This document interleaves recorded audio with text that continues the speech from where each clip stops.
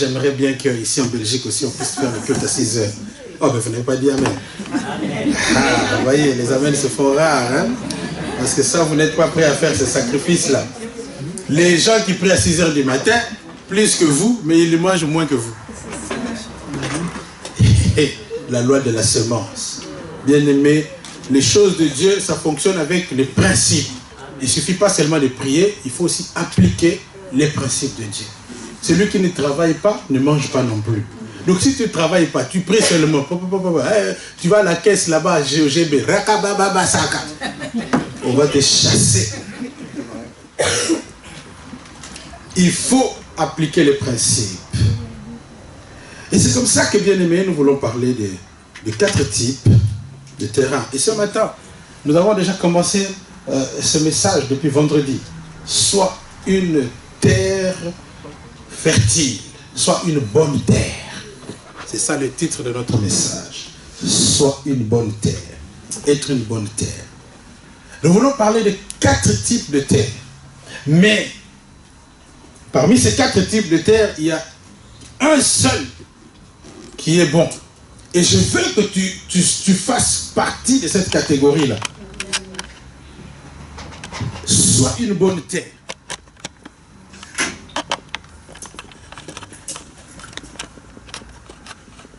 Parce que si tu es une bonne terre, tout ce qu'on va semer chez toi va produire.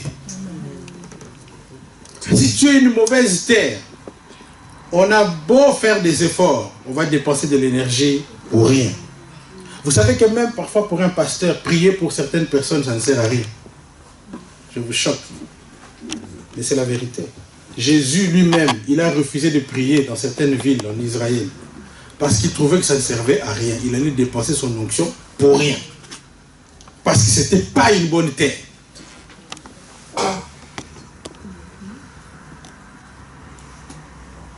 Pardonnez-moi, il y a même certaines églises où tu vas dépenser ton énergie pour rien, ils vont tuer ton onction.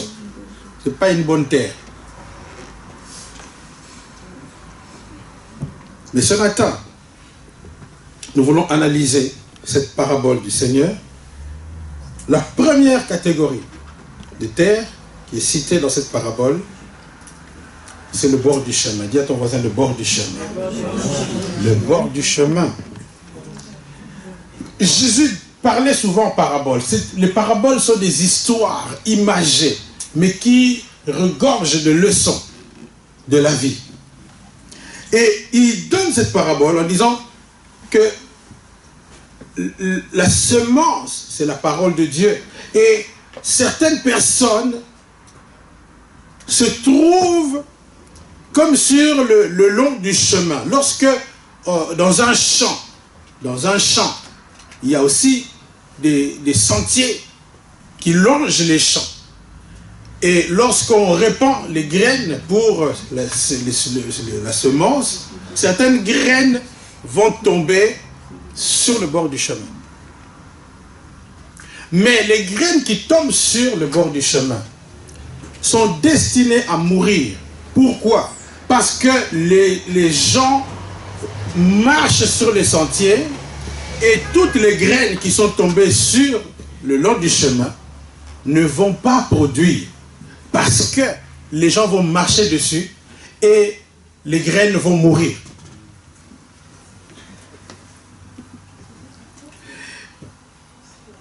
Et c'est comme ça que la parole de Dieu nous dit que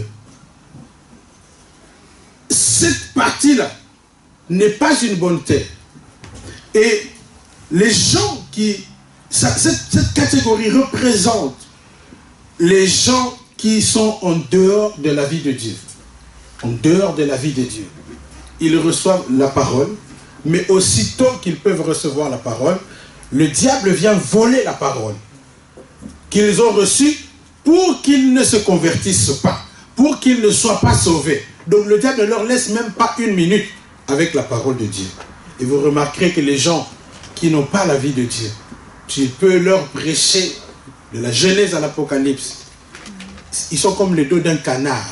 Vous savez, le dos d'un canard, tu jettes de l'eau. Aussitôt, il va bouger un peu et c'est comme s'il n'y avait même pas eu une goutte d'eau sur le canard. Beaucoup de gens sont comme le dos d'un canard. tu lui donnes la parole de Dieu, mais c'est comme s'il n'y a rien. Pourquoi?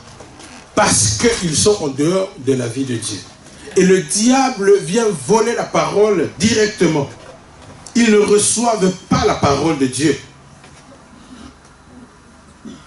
Ils entendent la parole accidentellement. Déjà, c'est un accident pour eux d'écouter la parole de Dieu. Normalement, ils écoutent autre chose. Ils écoutent tout sauf la parole de Dieu. Et quand vous êtes dans cette catégorie-là, vous ne recevez rien de Dieu. Et tout ce qu'on peut dire,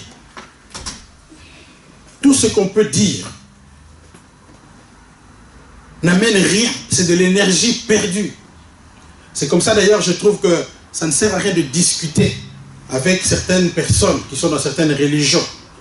Ça ne sert à rien. Vous perdez votre énergie. Et même vous risquez qu'ils vous mettent des bombes. Il ne faut pas discuter, c'est une énergie perdue. Il faut prier pour ces gens, pour que le Saint-Esprit puisse les toucher. Parce que, vous savez, les discussions de la parole de Dieu, ça mène des bagarres.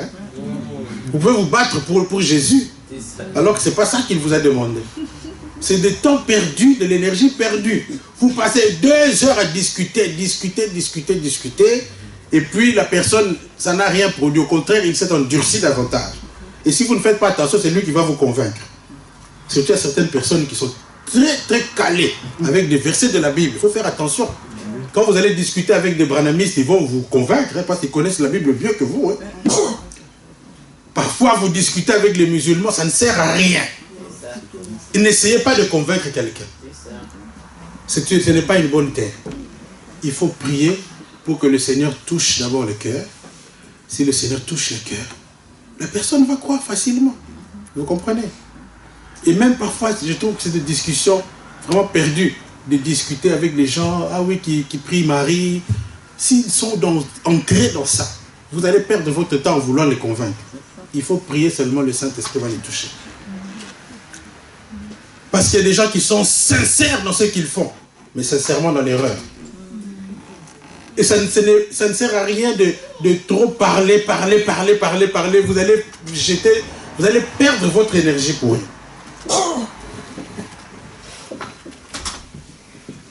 Le long du chemin, les gens qui sont le long du chemin, le diable vient voler la parole de Dieu dans leur cœur pour qu'ils ne se convertissent pas. Et cette catégorie-là est infructueuse. Elle n'est pas du tout rentable.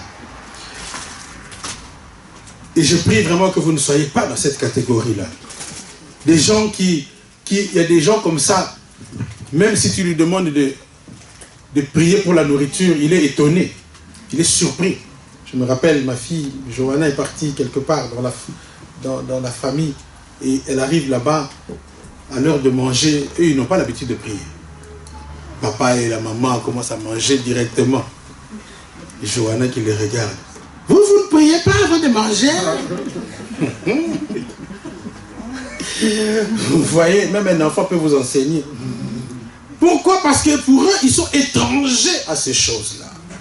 Donc, c'est une terre où il faut beaucoup d'intercession d'abord pour préparer cette terre-là, afin qu'elle devienne une bonne terre.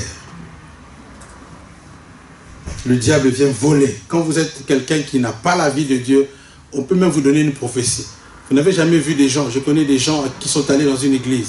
On a prophétisé sur lui, que le Seigneur montre que si tu continues comme ça, il y a un danger qui va t'arriver. Mais comme il est tellement déconnecté, au lieu même de commencer à chercher Dieu, il continue. Je connais quelqu'un qui est mort comme ça. Il était dans un groupe de gangsters. Et il est allé. Dieu fait grâce à qui il veut, bien-aimé. Dieu aime tout le monde, même les bandits. Dieu les cherche pour les sauver. Et on l'a invité accidentellement dans une église. Il y a des gens qui viennent accidentellement. Mais il dit seulement bon, pour faire plaisir. Moi aussi, à l'époque aussi, à une certaine époque, pour m'avoir dans une église, c'était un accident. En général, on me trouvait facilement quelque part, dont je ne cite pas le nom. Mais en tout cas, l'église, c'était un accident. Ce garçon est allé accidentellement à l'église. Et ce jour-là, le prédicateur a reçu une parole pour lui. Il lui a dit que tu es en danger. Mais ça ne l'a pas poussé à chercher Dieu. Il est resté insensible. Et le diable a volé cette parole. Et quelques jours après, il a été poignardé dans une boîte de nuit et il est mort. À 21 ans. Vous voyez? Est-ce que c'est faute de l'avoir prévenu? Dieu l'a prévenu. Mais c'est lui qui n'a pas capté. Amen.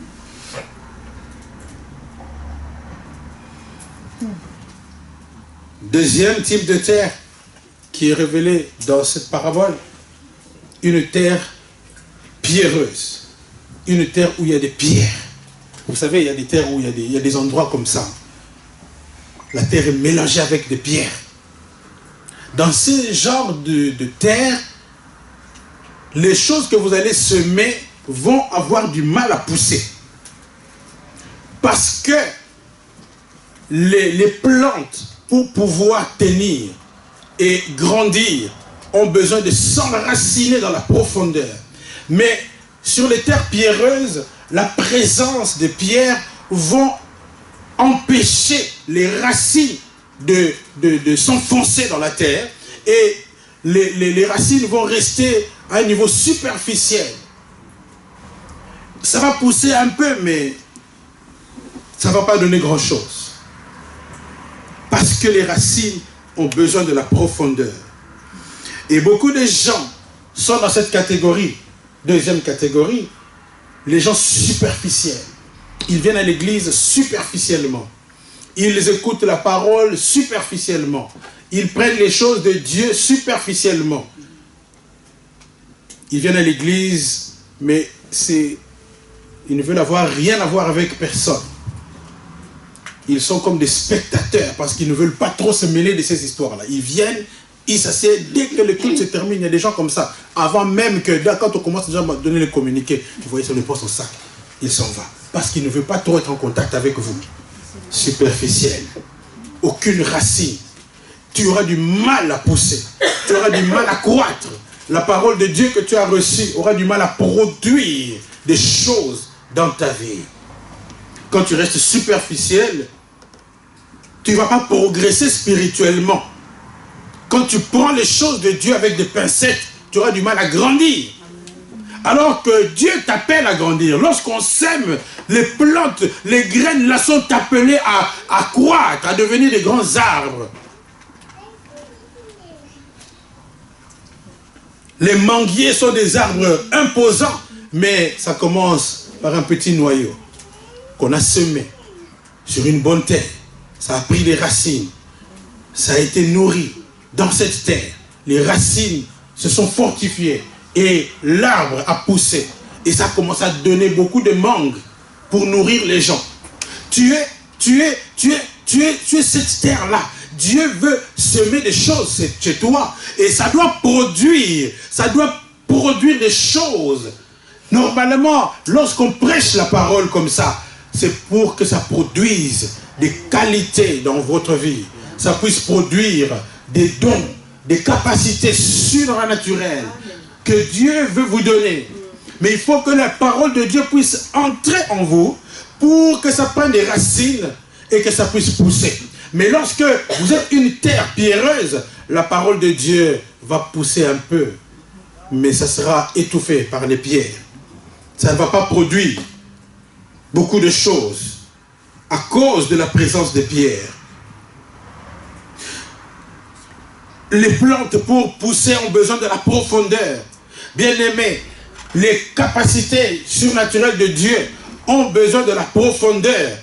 Même les miracles que tu attends, ça a besoin de la profondeur. Pour que tu puisses obtenir le miracle de Dieu, tu dois être profond avec Dieu, tu dois être profond dans la parole de Dieu. Souvenez-vous de ce que Jésus a dit à Pierre, et déplace-toi, va vers les eaux profondes. C'est comme cela qu'il a fait la pêche miraculeuse. Beaucoup de chrétiens veulent la pêche miraculeuse, mais ils veulent rester superficiels. Ça ne marche pas comme ça. Tu dois entrer, tu dois être en plein dedans. Tu dois être dans la parole. Tu dois être en plein dans l'église. Tu dois être impliqué dans l'œuvre de Dieu. Tu dois être impliqué dans l'organisation de l'église. Ne reste pas étranger à la vie de l'église. Ne sois pas comme un spectateur, comme si ça ne te concernait pas. Sois concerné par l'œuvre de Dieu. Implique-toi, mouille-toi et tu verras la gloire de Dieu dans ta vie. Tu verras les miracles. Ça va que les prophéties que tu vas commencer à recevoir vont commencer à accomplir des choses dans ta vie parce que tu es une terre fertile, parce que tu seras une terre convenable. Les semences de Dieu vont pousser et vont porter beaucoup de fruits. Beaucoup de gens restent stériles malgré qu'ils restent longtemps dans la maison de Dieu. C'est tout simplement parce qu'ils sont trop superficiels. Tu restes 40 ans à l'église, mais tu es l'homme le plus méchant de l'église. Pourquoi? Parce que tu es resté superficiel. Tu as pris les choses de Dieu superficiellement. Tu n'es pas entré en plein dedans. Entre dans la Bible, en plein dedans. Prends ça comme quelque chose qui te concerne. Sois impliqué. L'église te concerne. Pose-toi des questions. Sois concerné par l'église. Beaucoup de gens sont avec nous, mais ils ne s'intéressent pas de ce qui se passe à l'église. Ça ne les concerne pas. Ils sont de ceux qui disent toujours « je m'en fous ». Mais vous allez vous retrouver dans le pays de « si je savais ». Ah là là. Ne dis pas toujours « je m'en fous ». L'église n'a pas payé les loyers, je m'en fous. Ce n'est pas mon problème. La sœur là est malade, ce n'est pas mon problème. Il y a une sœur qui ne vient plus, ça fait 2 mois, ça ne te regarde pas. Mais finalement, qu'est-ce que tu viens chercher à l'église?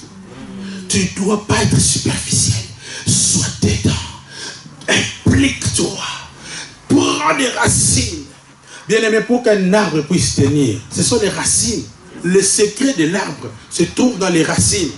Si tu enlèves les racines, l'arbre va tomber. Mais tant que les racines sont bien ancrées dans la terre, même si vous le coupez, il va reverdir. Même si vous coupez les branches de l'arbre, mais tant que les racines sont là. Parce que l'arbre est nourri au travers des racines. Les racines ont besoin de la profondeur. Pourquoi? Parce que quand ils sont dans la profondeur de la terre, dans certaines couches de la terre, il y a des nappes d'eau qui alimentent ces racines-là. Une bonne terre possède toutes sortes d'ingrédients qui vont nourrir les racines et rendre l'arbre puissant et fort que ça tienne. Comment voulez-vous expliquer un arbre qui tient tout droit? Mais c'est à cause des racines. Ce sont les racines qui font que l'arbre puisse tenir. Où sont tes racines dans l'église? Où sont tes racines? Comment veux-tu tenir spirituellement face au vent violent du diable? Comment veux-tu tenir face aux tempêtes que le diable envoie si tu n'es pas enraciné dans la présence de Dieu? Si tu n'as pas des racines profondes, tu vas être facilement éjectable. Le diable va t'agresser trop facilement. Tu seras une proie facile si tu n'as pas des racines dans l'église, dans l'œuvre de Dieu. Bien-aimés, et permettez-moi de vous dire l'importance de l'église. L'église, dans la Bible, est qualifiée comme une ville de refuge. Une ville de refuge. Tu dois avoir tes racines dans cette maison. Pourquoi? Parce que c'est là la ville de refuge. Tant que tu es ancré dans la ville de refuge, tu es à l'abri. La Bible dit que celui qui demeure à l'abri du Très-Haut repose à l'ombre du Tout-Puissant. Comment veux-tu chercher le repos? Mais tu n'es pas à l'abri. Comme le repos ne va pas venir, tu seras tourmenté. Parce que le diable, tu es une proie facile pour le diable. Tant que tu n'es pas à l'abri. Si tu n'es pas à l'abri, les vents violents, les pluies vont tomber sur toi. Tu dois chercher la profondeur. Cherche la profondeur. Pourquoi tu lis toujours la Bible en vitesse? Prends ton temps. Prends le temps aussi. Même 1 heure. Tu passes facilement 1 heure à regarder des photos de Facebook. Mais quand tu lis la Bible, c'est toujours... Et puis tu pars. Mais quand tu es devant Facebook, regarde, tu ne vois même pas le temps passer. Quand tu vois 2 heures du temps déjà. Mais si le pasteur déborde seulement un peu... Cette église, Dieu n'est pas un Dieu de désordre. Maman, papa, quand tu passes du temps là dans le Facebook, c'est pas un Dieu de distraction non plus. Hein?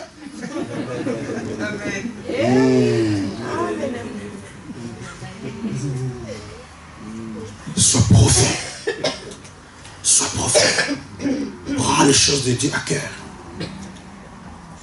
Sois profond dans ce que tu fais. Tu fais le ministère superficiellement. Ça ne va pas marcher. Parce que normalement, il y a une bénédiction pour ceux qui servent le Seigneur. Alléluia. Jésus dit, si quelqu'un me sert. Si quelqu'un, y a-t-il quelqu'un qui sert Dieu ici? Amen. Jésus dit, si quelqu'un me sert, mon Père l'honorera.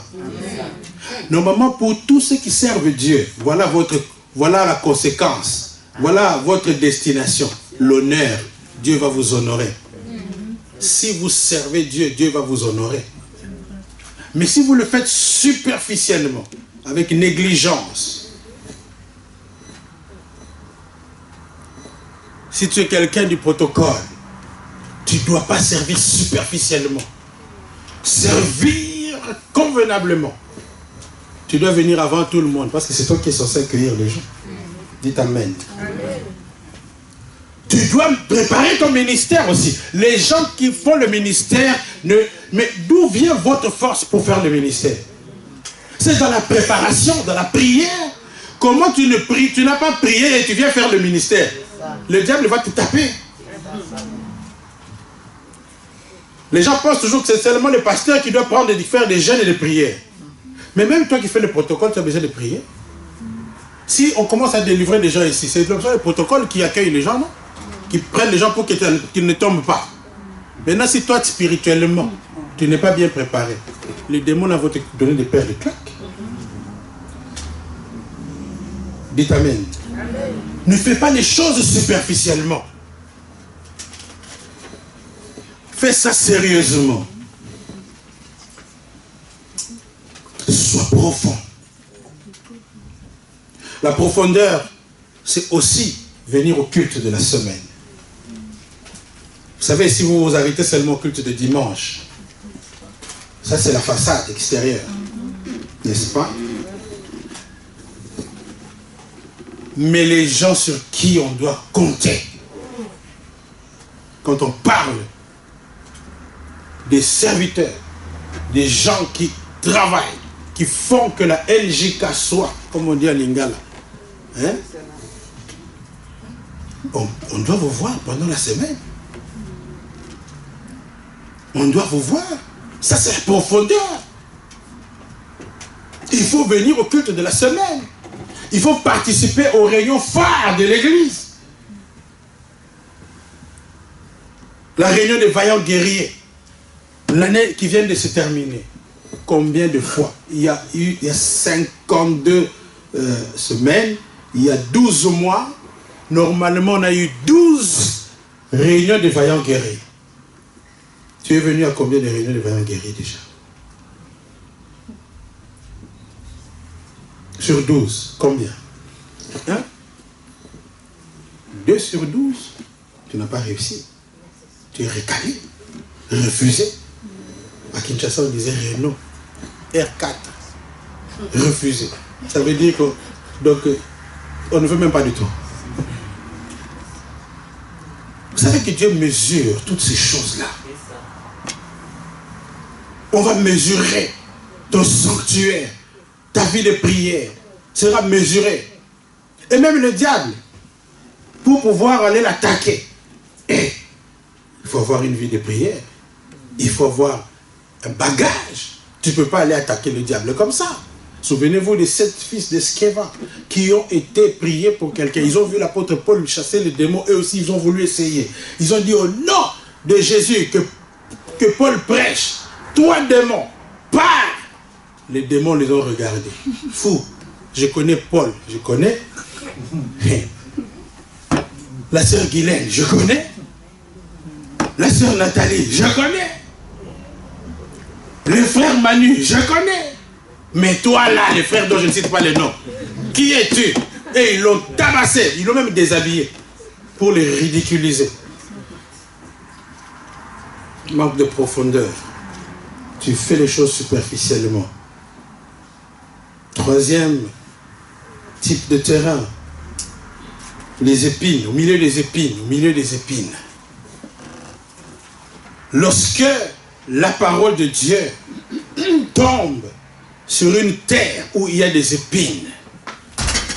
Les graines vont être détruites par les épines.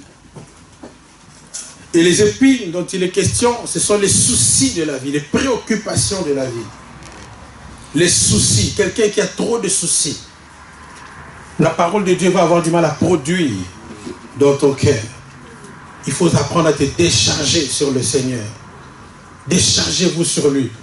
Quelqu'un qui se soucie de trop pour sa vie, tu peux pas lui prêcher, même faire des prophéties. Ça ne va rien produire. Parce qu'il est déjà trop soucieux. Normalement, il faut se reposer sur le Seigneur. Tu dois prendre. La Bible dit, venez à moi, vous tous qui êtes fatigués et chargés, et je vous donnerai du repos. C'est pour cela que tu as beaucoup de soucis, parce que tu ne pries pas. Normalement, quand tu pries, le Seigneur te donne la paix. Une des conséquences de la prière, au bout d'un certain temps, tu reçois la paix de Dieu. La Bible dit, et la paix de Dieu qui surpasse tout entendement, gardera vos cœurs en Jésus. Vous fouillez la prière pour rien, parce que c'est pour votre paix que nous organisons les réunions de prière. Même si tu es tourmenté par des factures multiples, des huissiers qui te poursuivent, des dettes à n'en plus finir, des problèmes et des problèmes et des problèmes. Mais tu dois venir avec ces problèmes-là dans la présence de Dieu. Il va te décharger de tous les fardeaux. Et il y a beaucoup de gens dans ce monde qui ont beaucoup de soucis. Parfois au travail, je vois des gens qui pleurent. Mais tu as du mal à leur parler. J'ai la solution, mais si tu parles trop, ça va te créer des problèmes encore. Mais parfois quand ça déborde, je prends quelqu'un dans le coin et je lui dis, écoute, on va prier. Et je prie pour elle. Mais parfois avec beaucoup de prudence. Tu pries, tu regardes à gauche, à droite. Au nom de Jésus, et puis ça va. Si le directeur vient me trouver, il est en train de poser les mains à quelqu'un.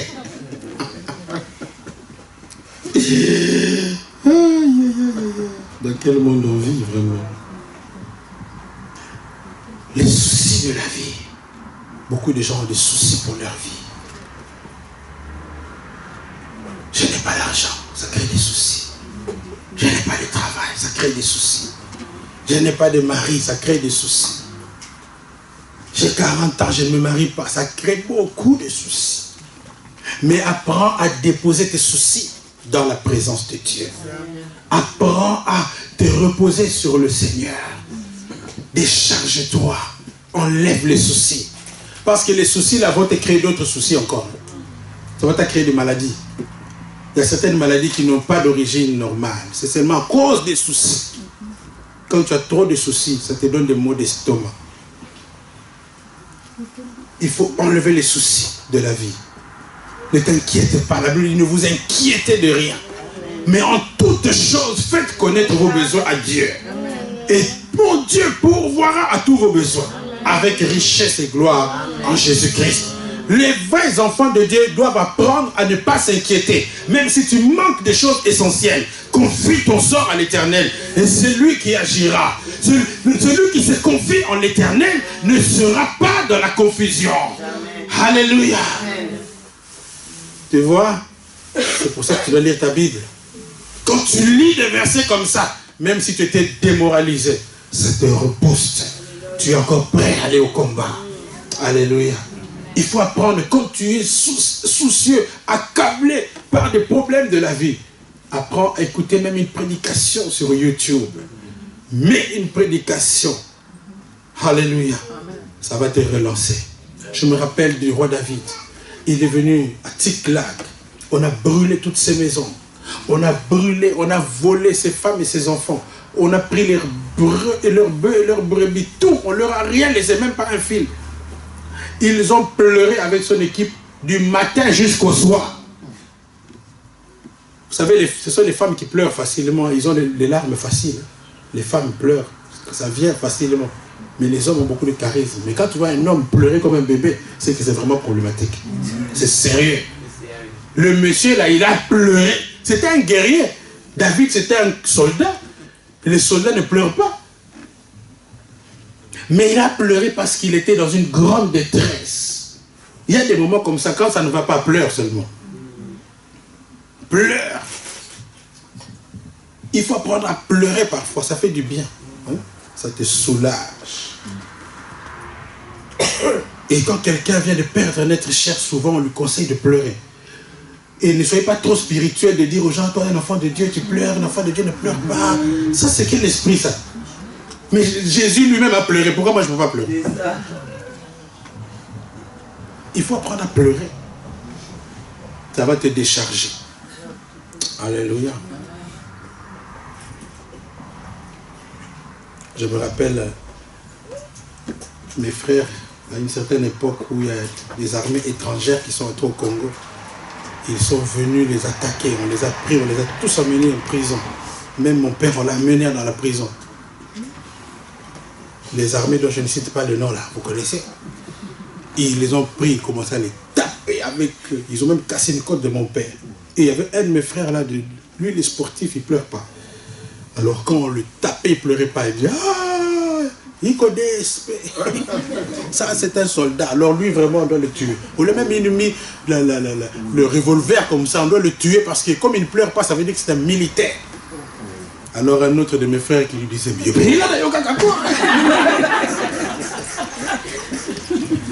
il disait, pleure seulement encore.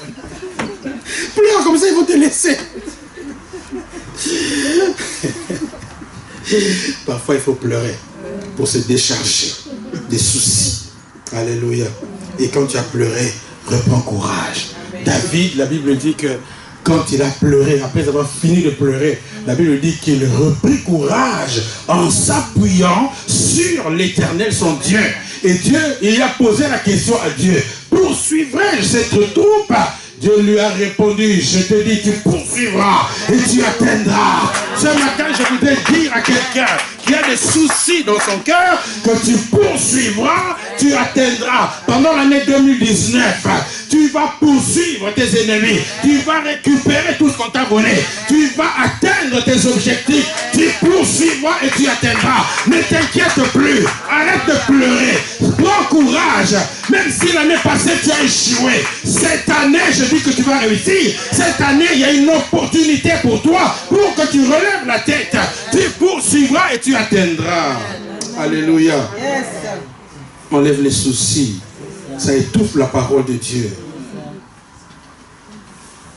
Les convoitises de ce monde, ça étouffe la parole que tu as reçue. Tu veux tout avoir. Tu vas à l'avenue Louise, tu vois le dernier Gucci, tu ne dors plus. Mais tu n'as pas l'argent, maman. Tu commences à tourmenter le mari là, jusqu'à ce qu'il aille voler, faire des chocolats, pour te donner les Gucci que tu veux avoir. Il faut apprendre à se contenter de ce qu'on a. La contentologie. Les convoitises.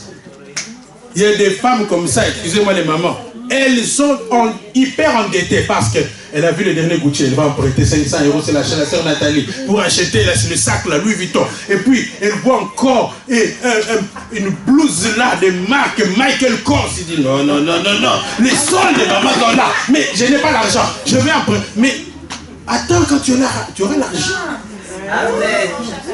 Et puis, vous savez, en Europe, les gens ne sont pas très impressionnés par tout ça. Les gens ne sont pas impressionnés. Tu te casses la tête pour rien.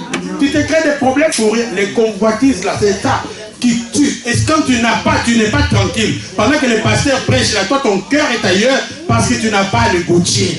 Tu es triste parce que tu n'as pas le Louis Vuitton. Tu es triste parce que tu n'as pas les Zegna. Mais c'est malheureux.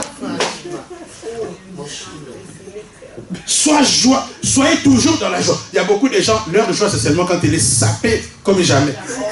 Alors là vous voyez vraiment là, la joie de la sœur là dont je ne cite pas le nom. Et elle marche vraiment. Regardez-moi. Mais quand il n'y a pas de sapologie là, la tristesse. Même pour venir à l'église, il ne veut pas venir. Parce qu'il dit mais vraiment, ça ne va pas. Moi là, le niveau va descendre. Non, il faut oublier ces histoires-là. Ce sont les païens qui cherchent ces choses-là. À toujours vouloir tout posséder. Contente-toi de ce que tu as. Sois dans la joie. Le bonheur, ça se conjugue au présent. Pas au futur. Sois joyeux pour ce que tu es aujourd'hui. Sois heureux ou heureuse pour ce que tu es ce matin. Le reste viendra. Alléluia. les convoitises, les plaisirs de la vie. Ça détruit la parole, ça étouffe la parole. Je peux pour vous prêcher ici, mais si vous êtes toujours dans les ambiances de la vie, ça va enlever tout ce que vous avez reçu. Ça va vous voler. Le diable va vous voler au travers des plaisirs de la vie. Ça étouffe la parole de Dieu. Mais quatrième terrain, le bon terrain. Celui que Dieu veut que tu sois. Sois une bonne terre. Dis à ton voisin, sois une bonne terre. Sur une bonne terre, il y a la multiplication. Un grain peut donner 30. Un seul grain peut donner 60. Un autre même peut donner 100. Il y a beaucoup de gens qui progressent rapidement dans l'église parce qu'ils sont simplement une bonne terre. Ce n'est pas la Bible qui dit. Il y a un adage comme ça dans le monde. Il dit, aux âmes bien-nées, la valeur n'attend pas le nombre d'années. Est-ce que Dieu est injuste pour qu'il y ait certaines âmes bien-nées et d'autres qui sont mal nées? Non. Le problème, c'est ton attitude face à la parole de Dieu. Quelle est ton attitude face à la parole? C'est ça qui va déterminer le résultat que tu vas produire. Une bonne terre. Une bonne terre. C'est un cœur. C'est un cœur qui est humble. Dis à ton voisin, un cœur qui est humble. Un cœur qui est humble. Quelqu'un qui est humble, on peut facilement le corriger. Vous savez ça? Quelqu'un qui est humble, on peut facilement le corriger. Il reçoit les remarques facilement. Mais quelqu'un qui est orgueilleux, déjà pour aller lui parler, tu as peur quand même. Il y a des gens comme ça, même le pasteur a peur d'aller conseiller cette personne. Amen. Parce que le charisme est tel que toi-même déjà, tu n'as même pas encore dit le regard seulement qu'elle te donne. Ça te décourage. Il y a beaucoup de gens comme ça dans les églises. Tu n'oses pas aller vers elle ou lui pour lui dire, ma soeur, mon frère, ça, ce n'est pas bon, fais comme ça. Parce que ton cœur est hermétiquement fermé. Non, sois une bonne terre, s'il te plaît. C'est comme ça que tu vas progresser. La Bible dit que Dieu fait grâce aux humbles, mais il résiste aux orgueilleux. Les gens qui sont orgueilleux, ce sont des gens qui ne peuvent pas s'humilier devant un homme. Ne soyez tranquille, si tu n'es pas capable de t'humilier devant un homme que tu vois, tu ne vas pas non plus t'humilier devant Dieu. L'humilité, ça commence par même un plus petit que toi. Si tu es capable de recevoir un conseil de quelqu'un qui n'a pas autant d'argent que toi, tu es humble. Parce que les gens qui ont beaucoup d'argent, hey, d'abord, ils te mesurent en fonction de ton portefeuille. C'est ça. Ils te regardent déjà, c'est combien que tu as déjà dans le compte. Alors laisse tomber, on n'a rien à se dire. L'orgueil, ça vous empêche de produire. Quand tu es orgueilleux, Dieu peut, même si Jésus lui-même revient ici pour t'imposer les mains, tu ne vas pas avancer. Parce que tu es déjà bourré d'orgueil. L'orgueil, ça empêche les gens de croître, de grandir. Sois humble dans la maison de Dieu. Humilie-toi devant la femme du pasteur. Hein? Sois humble devant les autorités. Humilie-toi devant le pasteur, même s'il est plus jeune que toi. Tu n'as pas dit amen. Amen. Ah, soyez tranquille, moi, cette année, je commence à regretter. J'aurai 49 ans cette année. Je vais bientôt dire bye bye à 40. 50 ans, là, vraiment, ça, c'est fait d'ailleurs.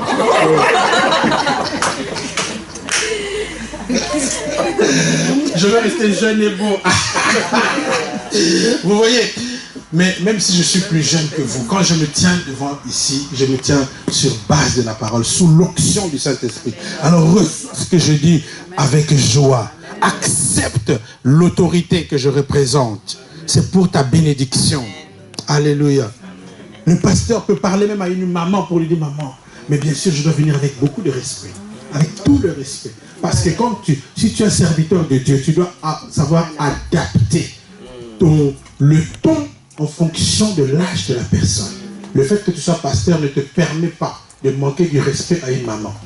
Dites un bon amen. Amen. Le fait que tu ressuscites les morts ne te déroge pas du respect que tu dois aux aînés. Une sœur qui est plus âgée que toi, tu dois la respecter comme ta grande sœur. Le respect, ça fait partie de la vie des enfants de Dieu. La Bible dit qu'on s'inclinera devant les cheveux blancs. Il y a beaucoup de serviteurs de Dieu impolis. Je ne comprends pas ça. Oui, franchement. Tu parles, tu grondes les gens dans le culte, mais tu n'as pas le droit. Ça ne se fait pas. Un bon pasteur doit être poli d'abord. Quel exemple tu donnes aux gens? Je dois vous respecter. Tu ne peux pas enguirlander les gens comme ça parce que toi tu es pasteur. Ça ne se fait pas. Ça ne se fait pas. Mais toi aussi, même si le pasteur fait la gaffe de t'engueuler, ne réponds pas. Sois humble. Amen. Hein? Sois humble. Amen. L'humilité précède la gloire. Vous comprenez ça? C'est l'attitude. Vous verrez que beaucoup de gens viennent venir à l'église et ils n'ont pas progressé tout simplement parce qu'ils ont eu la mauvaise attitude. Et ce matin, je dis cela pour que nous puissions enlever les mauvaises attitudes. Pour que nous soyons une bonne terre. Une bonne terre, c'est aussi quelqu'un qui est disponible.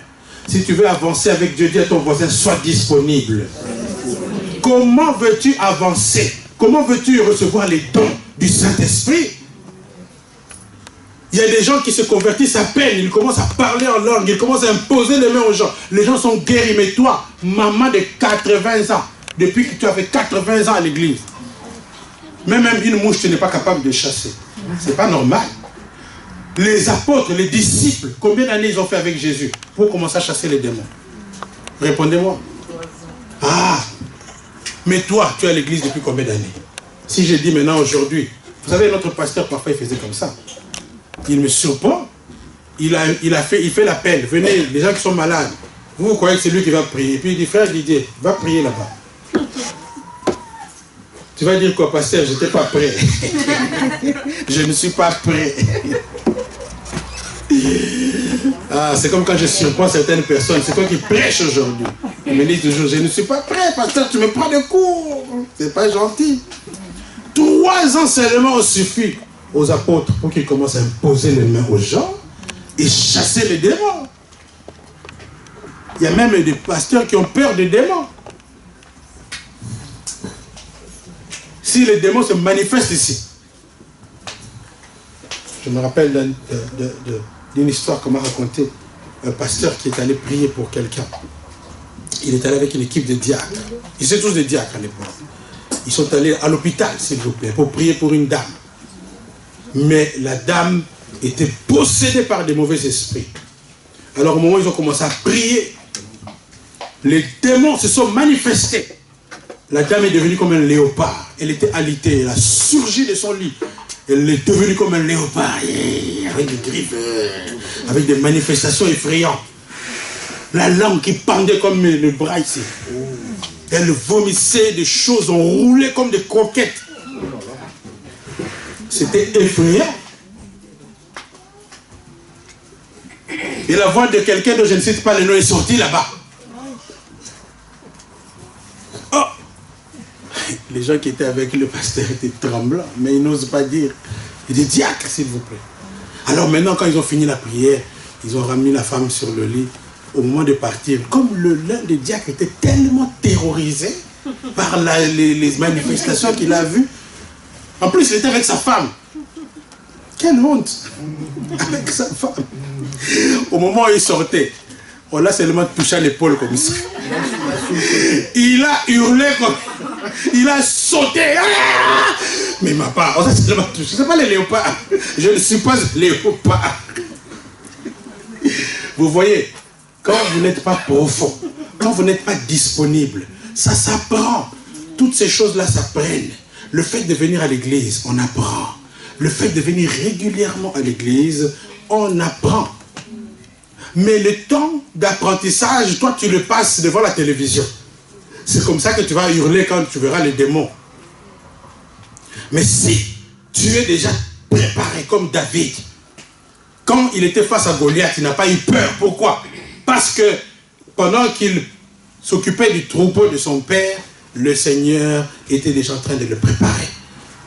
Il a dit ceci à Saül, moi que tu vois là, quand je m'occupais des brebis de mon père, lorsqu'un lion venait attraper une brebis, lorsqu'une brebis se retrouvait dans la gueule du lion, je poursuivais le lion, je le frappais et je récupérais la brebis de sa gueule. Quand un ours venait attraper une brebis, je poursuivais l'ours, je le frappais et je récupérais la brebis. Bien-aimé, tu dois t'exercer à ça aussi. C'est quand tu es disponible.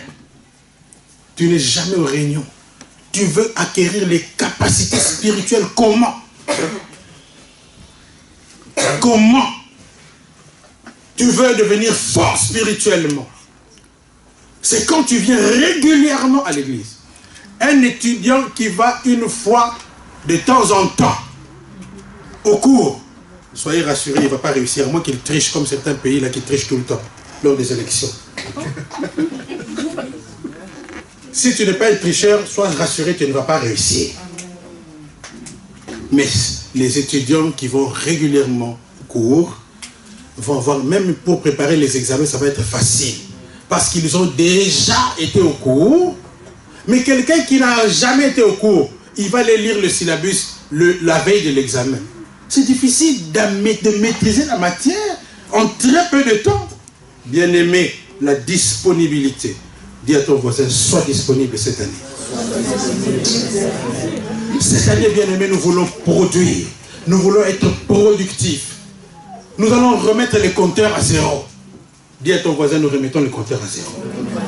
On oublie tout ce qui s'est passé avant. À partir de maintenant, sois disponible. Viens le vendredi. Qu'est-ce que tu fais le vendredi soir à la maison? Ça te rapporte quoi d'être sur Facebook tout le temps? Même quand il fait froid. Le semeur là, vous pensez que c'est facile pour le semeur? Parfois, il faut se réveiller très tôt. Les gens qui travaillent dans des fermes sont des bosseurs.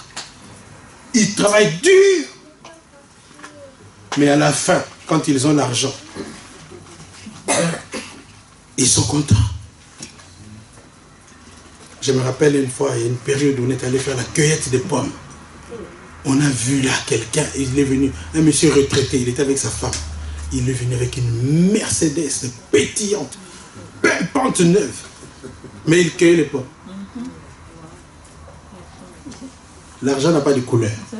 Il faut souffrir pour avoir des résultats. Tu veux être un apôtre Paul, mais tu ne viens pas aux veillées.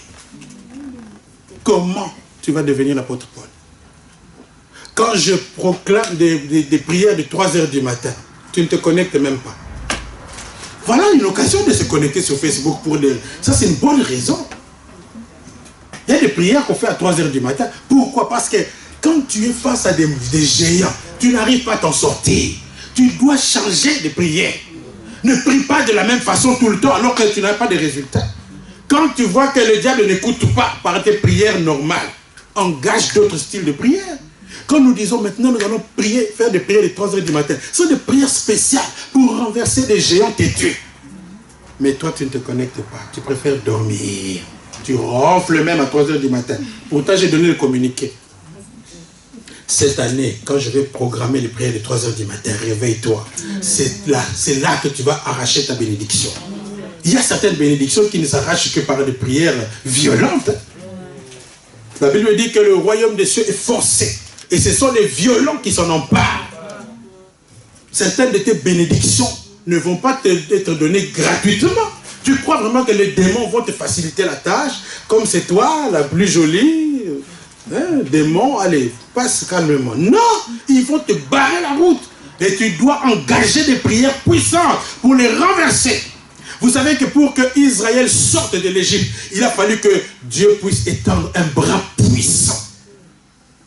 Même malgré que Dieu a donné l'ordre, ils étaient têtus. Pharaon a dit, qui est l'Éternel? Je ne le connais pas. Je ne lâcherai pas.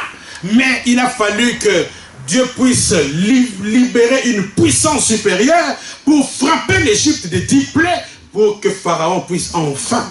Il y a des moments où nous devons entrer dans des prières puissantes pour libérer les plaies. Et libérer les plaies sur les sorciers de votre famille. Libérer des afflictions sur les sorciers qui détruisent votre vie, qui volent votre bénédiction.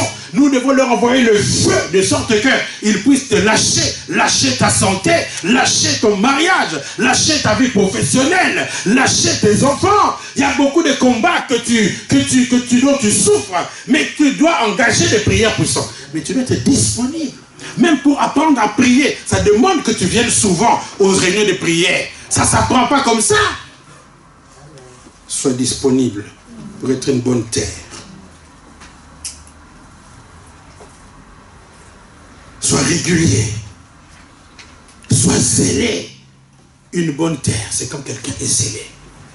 Vous avez, j'aime prier pour des gens qui sont zélés. La Bible dit, si quelqu'un a soif, les robinets vont s'ouvrir pour cette personne.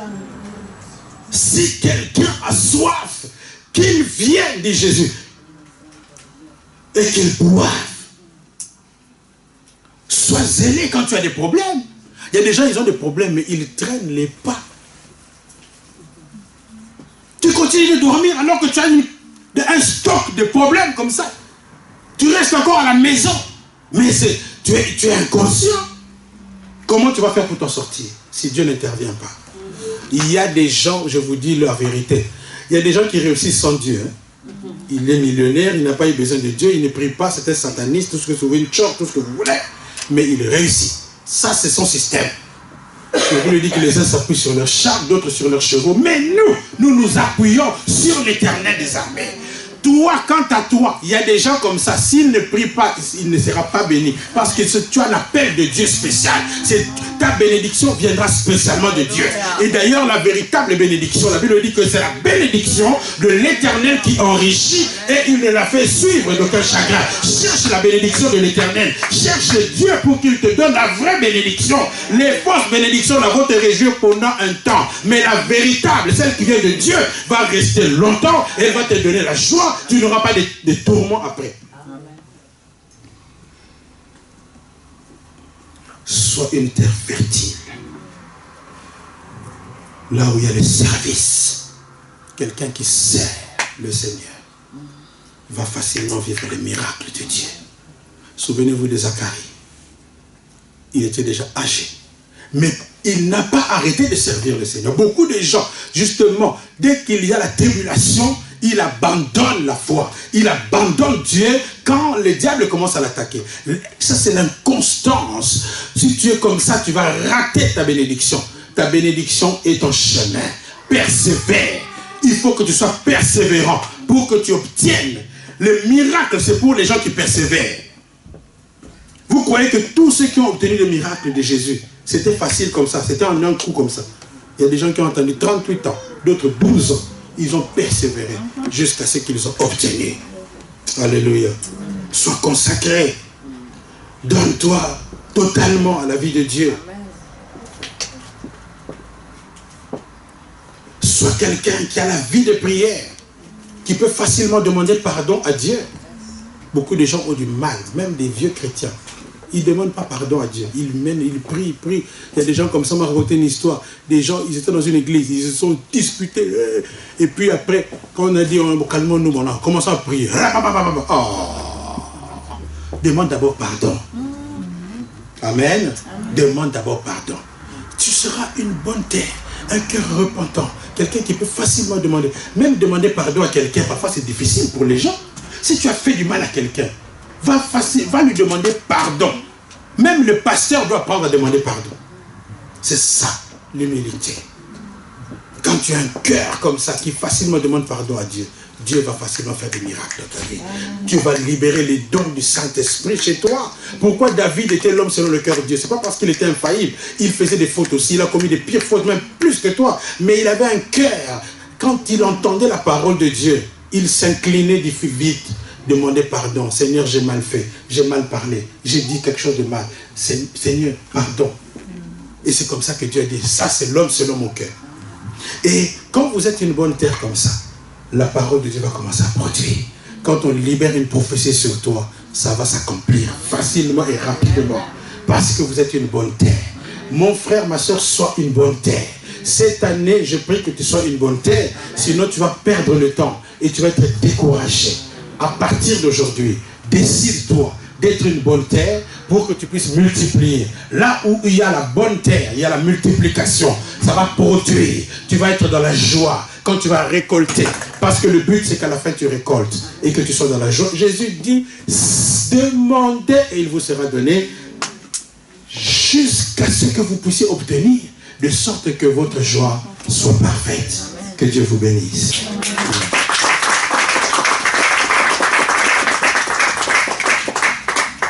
Nous allons prier.